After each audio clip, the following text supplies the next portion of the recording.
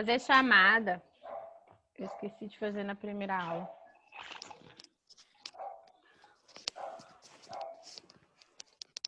Amanda, Ana Carolina Marques, Ana Caroline, Ana Clara, Ana Júlia, Ana Luísa, Bárbara, Giovana, Igor, Presente. Isabelle, João Marcos, não, né? Lucas, Marco Henrique, Maria Eduarda, Maria Fernanda, Mariana, Maísa, Nicole, Samara, Yasmin. Ainda tá faltando o João Marcos, né? E quando você fala fazer chamada, você fala presente ou não? Às vezes, é porque às vezes eu não tô vendo todo mundo. Quando eu tô compartilhando tela, eu não vejo todo mundo. Porque eu fico pequenininha assim do lado, assim, e a tela grande para vocês enxergarem, né? Aí, quando tá assim, igual a gente tá usando aqui agora, que eu não tô compartilhando, eu consigo ver o nome de todo mundo aqui. Aí eu faço rapidão, que eu já tô vendo todo mundo. Aí, quando eu não tô vendo, que eu fico perguntando, fulano tá aí? Porque às vezes eu não tô vendo. Tá bom? Vocês entenderam o que é para fazer em história, gente? Chamar para entrevistar alguém. Aí, o que acontece? Não precisa ser para amanhã, porque eu entendo que vocês às vezes não vão conseguir conversar com uma pessoa de hoje para amanhã, com essa pessoa. Que às vezes, tipo, o pai, a mãe, não é dessa faixa etária. Aí eu tenho que falar com um avô, uma avó, às vezes não tá aí na casa do avô, mas pode conversar pelo WhatsApp ou pelo telefone. São perguntas pouquinhas. Então, vocês vão perguntar nome, a idade, quantos anos que viveu sobre a ditadura militar, qual a profissão dessa pessoa nos dias atuais e qual era a profissão dela na época da ditadura, e para ela o que ela se lembra da época da ditadura, certo? Ok? Vamos no mesmo livro, só que em geografia agora, página 180.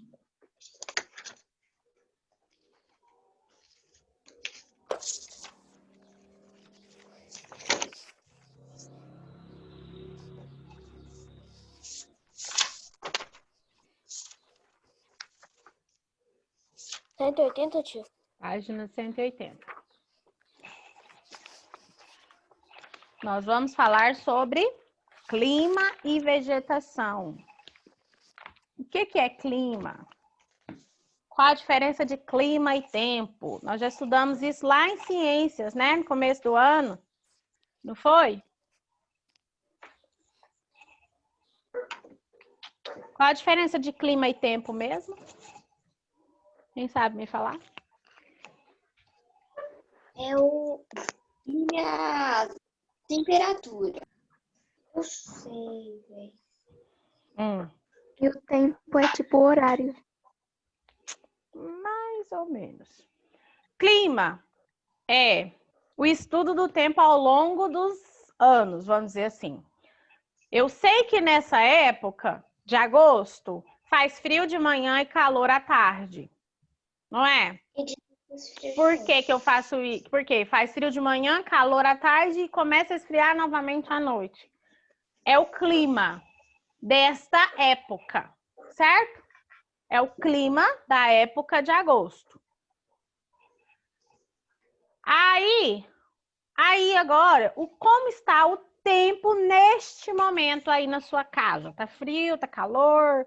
Não tá nem calor nem frio, tá bom o tempo? Frio. É agora. O tempo. Calor. O tempo é agora, neste instante, neste momento, ou no dia de hoje, certo? O clima é um estudo que é feito durante anos para saber como que é naquela região, ou naquele lugar, naquele país, naquele lugar, o clima de lá é assim, assim, assim. Isso é clima. Sublinhando, página 180, clima é o resultado do comportamento de vários elementos, como temperatura, então, o tempo está relacionada à temperatura. Precipitação, que é a queda d'água na forma de chuva, neve ou granizo. Umidade, pressão atmosférica, nebulosidade e vento. Nós já estudamos tudo isso lá em ciências, no começo do ano, né? Nós falamos sobre a temperatura, né? Nós falamos sobre a pressão atmosférica, falamos sobre a umidade. Como que está a umidade relativa do ar? Fala lá no jornal. Nessa época, a umidade relativa do ar é de tempo que a gente fala baixa, não seco. Tanto que a gente sente na respiração que o tempo está seco. Às vezes tem que ficar colocando soro no nariz, no meu caso, porque resseca. A pele resseca muito mais nessa época. Os nossos lábios se ressecam. Os nossos pés, dependendo da forma de calçado que a gente costuma usar, racha. Por quê? Porque a umidade do ar, ou seja, a quantidade de água no ar, está baixa, certo? Sublinha. Por causa de sua extensa área territorial, o Brasil apresenta diferentes tipos de clima, que variam de um local para o outro, de região para região. Então, o Brasil é muito grande e tem uma variação muito diferente dos climas, tá? As chuvas não se distribuem igualmente pelo território brasileiro. Deixa eu só ver um negócio. Deixa eu só ver um negócio aqui. Me fala aqui. A gente fez as páginas 170. Olha para mim, por favor. A gente fez as páginas 174, 175. Qual página, tia? A gente leu. A gente falou sobre as páginas 175, de 174 até aí a 177 e 178. Não. Não fizemos, Não. né? Então, tá, eu vou... Tá bom, eu vou terminar a explicação dessa parte e a gente vai voltar lá para essa outra página que não pode ficar sem fazer, né? Acho que a tia Renata se enganou na hora que colocou essas páginas, que foi ela que colocou, fez o plano aqui. Então, vamos lá, vou continuar explicando aqui e depois a gente volta para lá, tá? Então, no Brasil é um país... Oi. Na página 178, a minha 2, 3 e 4 tá feita. A minha também. A minha eu fiz até 68. 68. Porque eu lembro que na semana passada a gente foi no caderno. Sobre as bacias hidrográficas. Até que eu falei para vocês que era para pintar o mapinha que tinha pego lá na escola, a gente fez no caderno. Mas a gente não lembra se a gente fez ou não fez. A gente vai fazer, quem já tiver feito, ótimo, quem não fez, faz. Porque eu não tô lembrada de fazer essa página, tá? Aí, vamos lá.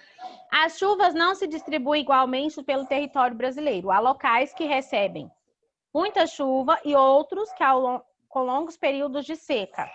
Os ventos também...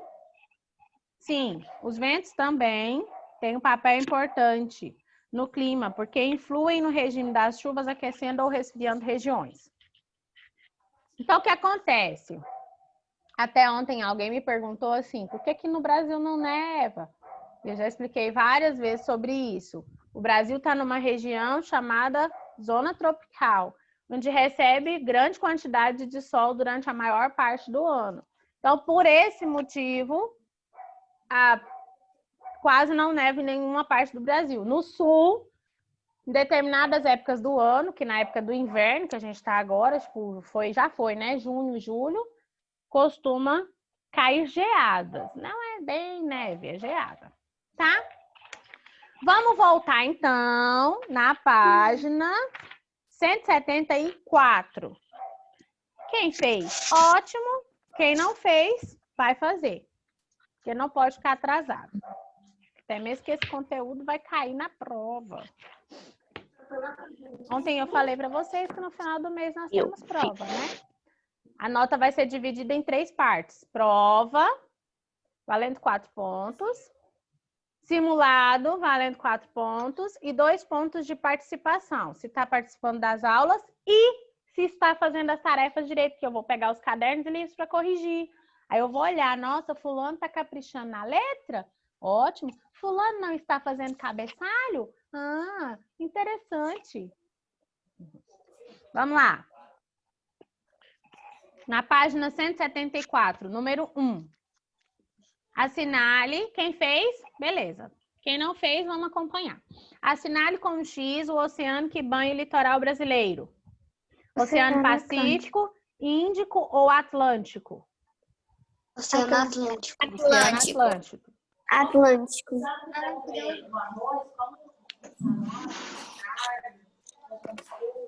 2. A maior parte do litoral brasileiro é habitável e atrai muitos turistas. Por isso, a paisagem dele foi bastante modificada pelo ser humano. Cite alguns elementos culturais que compõem... Página 174. Cite alguns elementos culturais que compõem a paisagem do litoral brasileiro. Casas, os prédios, as pontes, as Isso. rodovias e as plantações.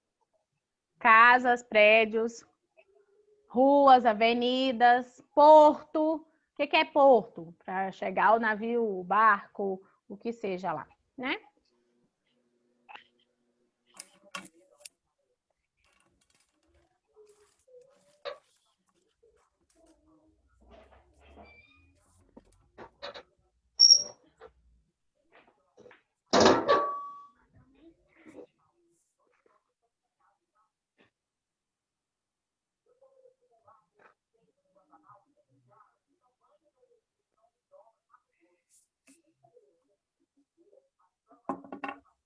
Número 3. Cite 3 grandes cidades localizadas no litoral brasileiro. Pernambuco, Salvador e São Paulo. Copacabana, Santa Catarina. Copacabana é uma praia. Eu quero uma cidade. Qual é o nome da cidade onde está Copacabana? Rio de Janeiro. Rio de Janeiro. Então, você tem que colocar Rio de Janeiro. Ô tio, Pode falar. eu achei Salvador, Delta e Ilhabela. Eu achei Pernambuco, Alagoas e São Paulo. Ok. São Paulo. A cidade de São Paulo não é litoral. Santos é uma cidade do estado de São Paulo que tem litoral. Agora, a cidade, está pedindo cidade. Então, a cidade de São Paulo... A cidade de São Paulo não tem litoral. Tá bom? Você tem que colocar em Então, qual é o Santos. código da São Paulo? Pode pôr Santos. Bacias hidrográficas. O Brasil tem uma rede fluvial, rede de rios, dos mais importantes e extensas do mundo. As terras banhadas por um rio e seus afluentes formam uma bacia hidrográfica. No território brasileiro, há 12 bacias hidrográficas. Veja no mapa a localização de cada uma delas. Em seguida, estudaremos algumas dessas bacias. Aí está mostrando as 12. Amazônica, Tocantins, Araguaia, Atlântico Nordeste Ocidental, Parnaíba, Atlântico Nordeste Oriental, São Francisco, Atlântico Leste, Atlântico Sudeste, Atlântico Sul, Paraguai, Paraná, Uruguai. Aí a gente vai falar um pouquinho de cada uma aqui.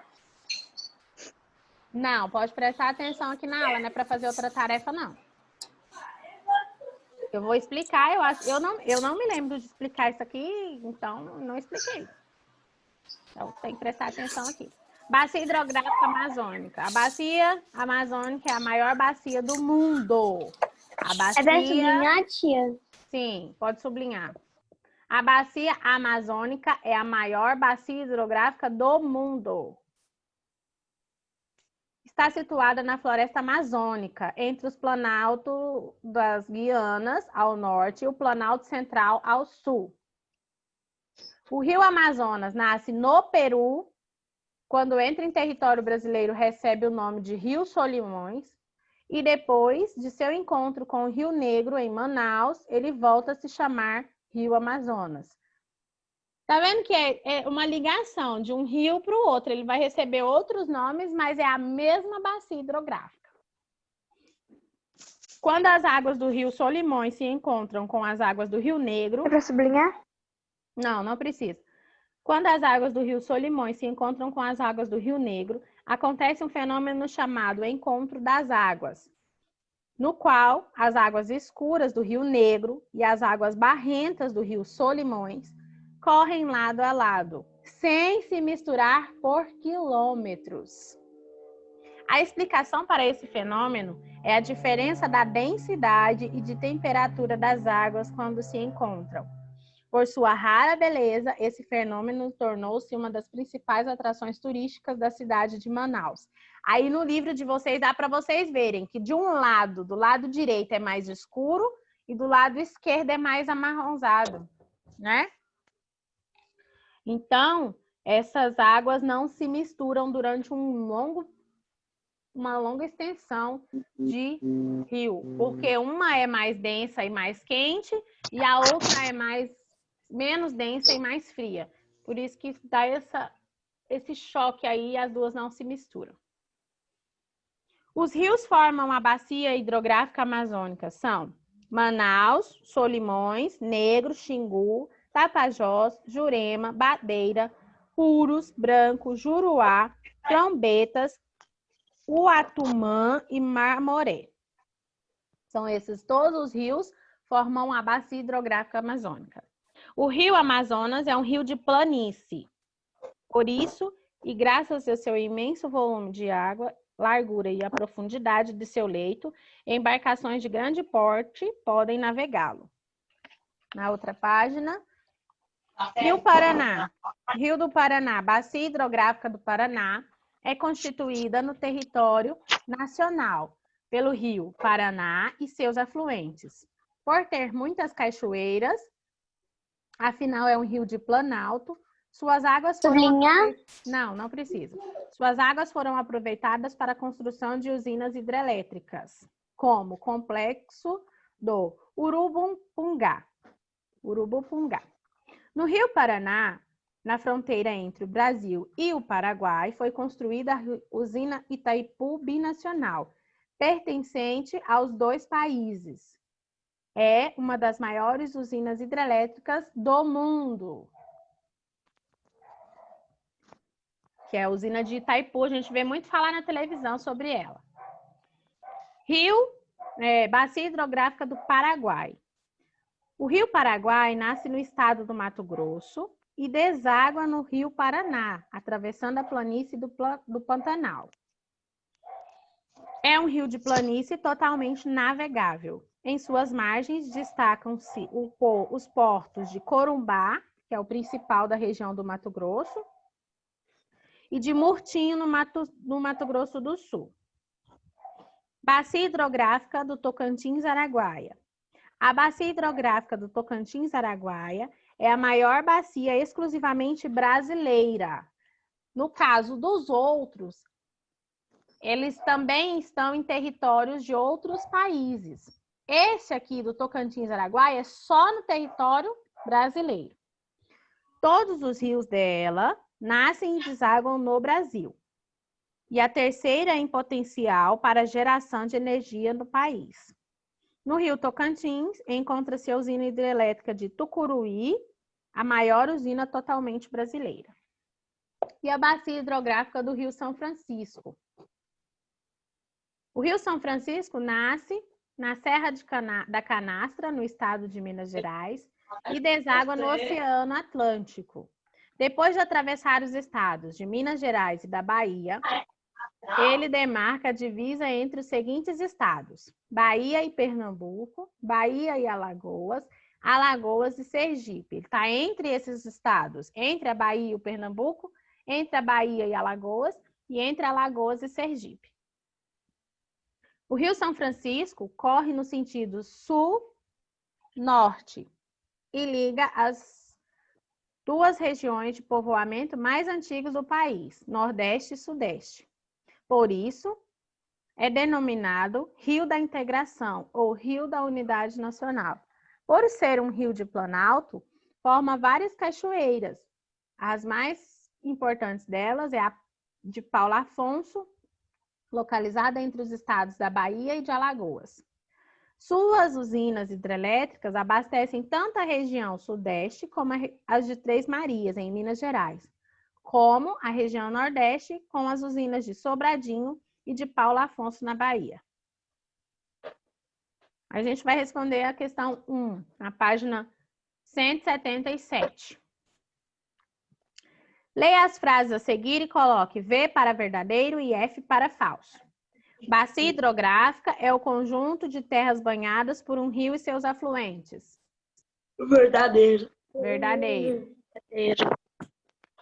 A bacia hidrográfica do Paraná é a maior bacia do Brasil. Falso. Falso. A usina hidrelétrica de Itaipu localiza-se na bacia hidrográfica do Paraguai. Falso. Falso. A bacia hidrográfica do Tocantins-Araguaia é a maior bacia exclusivamente brasileira. Verdadeiro. Verdadeiro.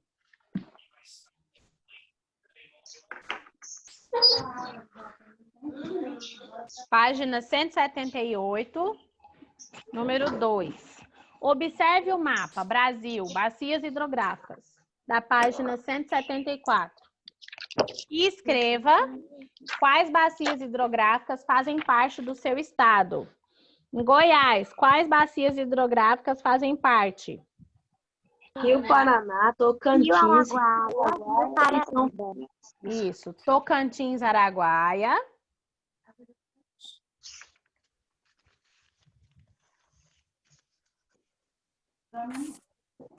Tia, eu pus um pouco diferente, pois Rio Araguaia. Ou tem que ser... Tocantins, Araguaia é o nome da bacia hidrográfica. Tá?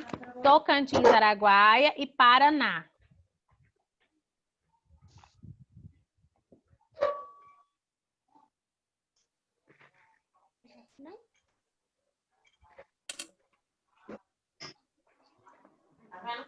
Tocantins, Araguaia e Paraná. 3. Que países construíram a usina hidrelétrica Itaipu Binacional? O Brasil e Paraná. Brasil e Paraguai. O nome dela já fala. Binacional. Tudo que é bi quer dizer 2, tá? Quer dizer o quê? Tudo que é bi quer dizer 2. É, que tem relação com 2. Por exemplo, bicicleta é porque tem 2 rodas. Binacional é que está relacionada a 2 países. Oi, Bimestre são 2 meses. Tia, Entenderam? é Brasil e Paraguai? Isso. Tudo que é relacionado com esse sufixo que é bi, bimestre, bicicleta, binacional, é relacionado a algo que tem a ver com 2. E se for tri, é 3. Se for geralmente é semestral, por exemplo, é de 6. E aí por aí vai, tá bom?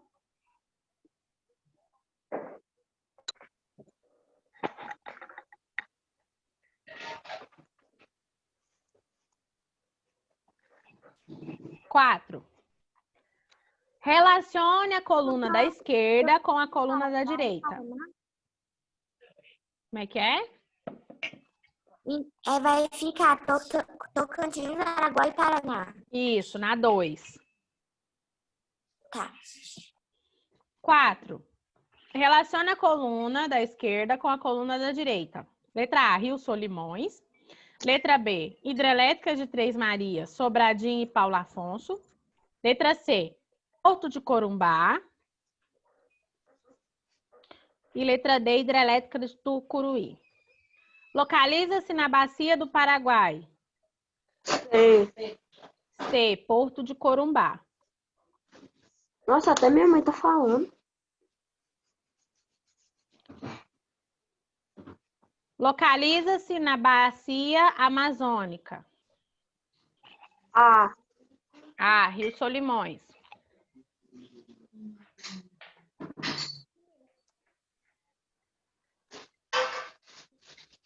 Localizam-se na bacia do São Francisco. B. B. Três Marias, Sobradinho e Paulo Afonso, que são hidrelétricas. Localiza-se na bacia do Tocantins, Araguaia. D. D. Hidrelétrica de Tucuruí.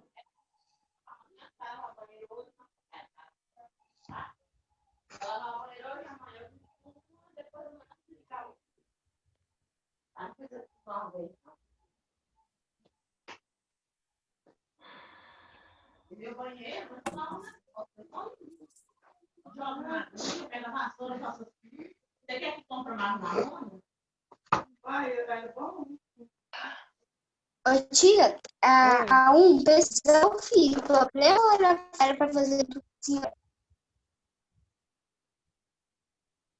Não, porque tem algumas pessoas que já fizeram. Eu não sei se essa tarefa estava no plano ou não. Eu já fiz essa tarefa. Não, quem já fez, ótimo, né? Eu também.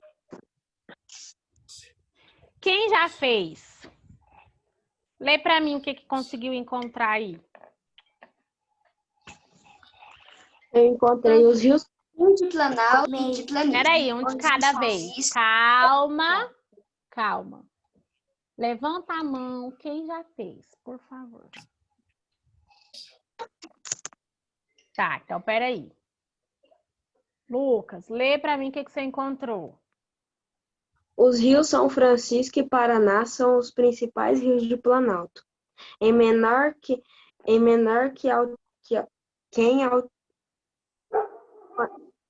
quantidade. Temos no Brasil os rios que correm nas planícies, sendo usados basicamente para a navegação fluvial, por não apresentarem cachoeiras e saltos em seu percurso. Isso. Agora, lê, Ana Luísa, o que você encontrou? Os rios São Francisco e Paraná são os principais rios de Planalto. Rio de Planalto. Em menor quantidade, temos no Brasil os rios que ocorrem nas planícies, sendo usados basicamente para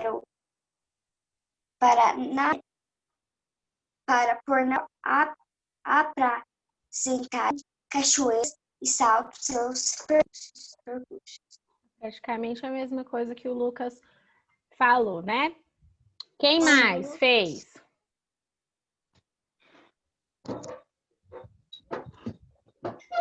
Só os dois? Tá bom. Então, olha só. Já você fez, Maria? Então fala aí o que você encontrou. Planícies são melhores para navegar porque não tem pedras e pouca corrente. Temos exemplos como o rio Corujuba. Planalto são melhores para fazer usinas por causa das correntes e da força. Isso. Tá, então basicamente funciona da seguinte forma. As planícies são melhores para navegações porque não tem quedas d'água, não tem cachoeira e tal, certo? E o Planalto, já por isso mesmo, pelo mesmo motivo, porque tem queda d'água, é melhor para gerar energia elétrica, certo? Vou falar e vocês vão escrever. Quem já fez não precisa fazer de novo, tá? As planícies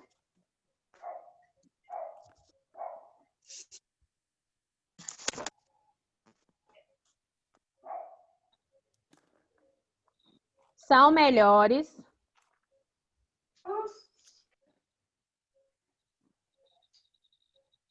para navegação. Tia, pera, as planícies São melhores para navegação.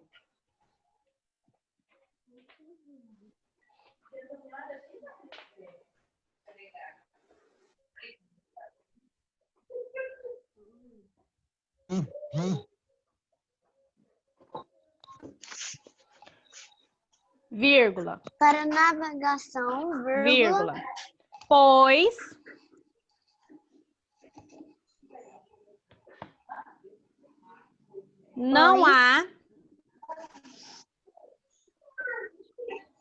pois não há quedas d'água. D'água é igual nós escrevemos na tarefa de ontem. D'água. O D, aquele tracinho assim em cima, e o água, d'água. Na outra linha. Já os planaltos.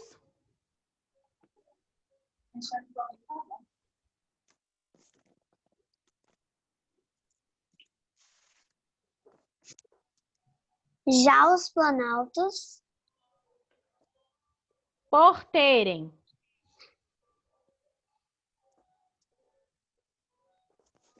terem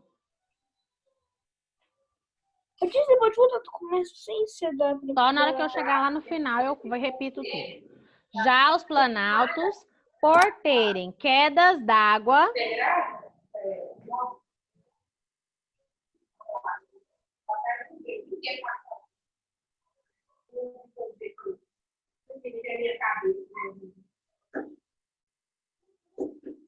por terem quedas d'água, são propícios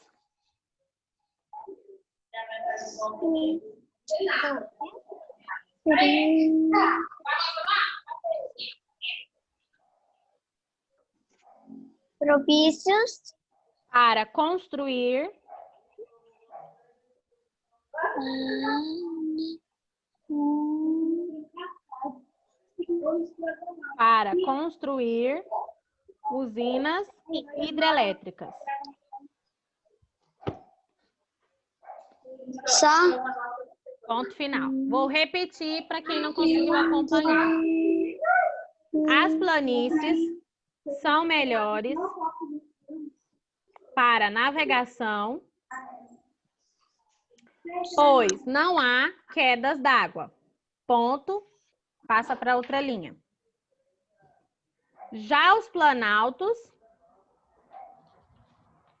por terem quedas d'água, são propícios para construir usinas hidrelétricas. O que acontece? Planície é baixo e reto, certo? E aí o que acontece? Para navegar é melhor num lugar plano, que não vai ficar subindo, descendo, etc. Até mesmo porque muitas vezes o navio não tem força para ficar subindo. E o planalto, exatamente por ter essa diferença, que é alto, mas tem as quedas da água, que tem cachoeira, essas coisas, e aí vai gerar com a queda d'água vai gerar uma força, né? É propício para construir usina hidrelétrica. Por causa exatamente da força que a água vai cair nas cachoeiras, etc. Certo? Dúvidas? Não, né? Água, um verdadeiro tesouro, página 179. O Brasil é um dos países com maior potencial hídrico do mundo. Ele detém sozinho 12% de toda a água existente no planeta Terra. Um verdadeiro tesouro.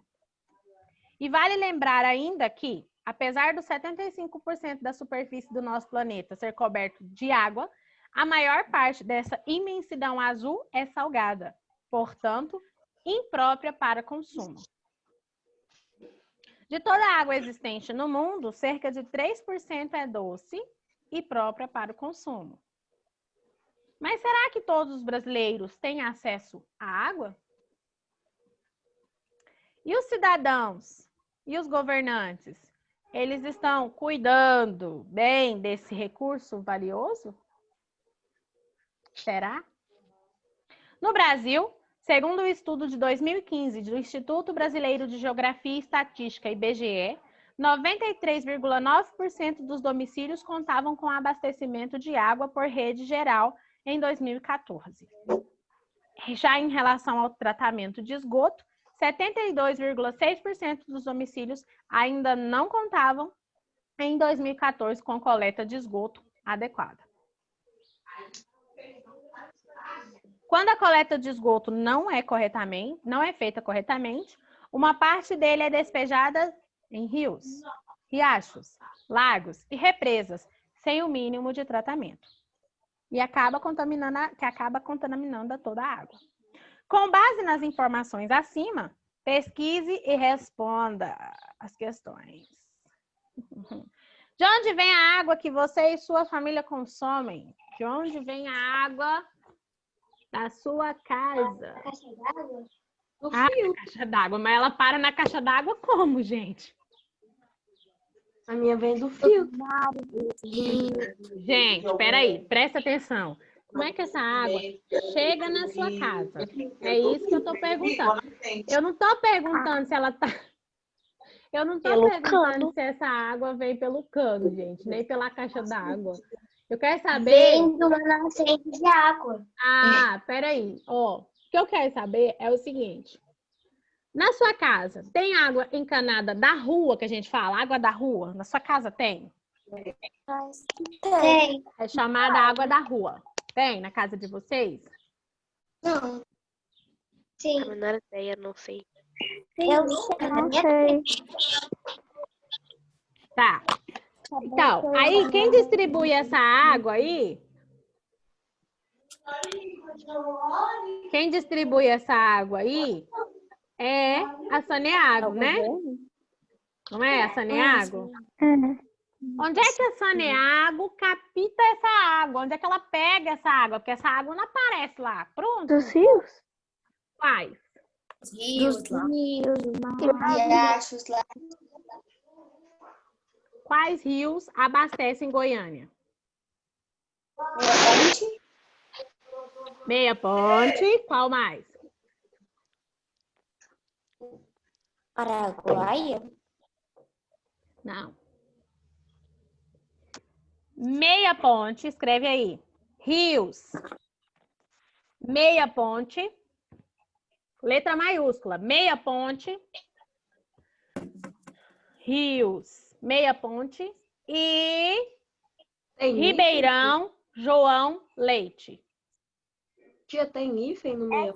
Sim. Né, tia? Essa é a número 1. Rios, meia ponte. Tem um hífen entre... Escuta. Tem um hífen entre meia e ponte. A aula vai cair agorinha. Rios, meia ponte. E Ribeirão João Leite. Tem. Não, Ribeirão não. No do Ribeirão não, só no meia ponte. Aí, deixa eu explicar aqui rapidinho, antes que caia a aula. Ribeirão João Leite. O que acontece? Essa água que a Saneago distribui, ela vem de algum lugar, de algum rio, de algum riacho, de algum ribeirão, tá? Aí igual alguém falou assim, a água da minha casa vem da caixa d'água. Não, gente, eu sei que ela fica na caixa d'água, mas ela vem de algum outro lugar, certo? E em Goiânia, o abastecimento acontece através desses dois rios. Rio Meia Ponte e Ribeirão João Leite. A Saneago capta essa água lá nesses rios e trata essa água e depois distribui pela cidade, certo? Aí tem gente que tem cisterna. Aí a cisterna já funciona um outro processo, porque a gente faz o quê? Faz um buraco até encontrar água. Mas hoje em dia quase todo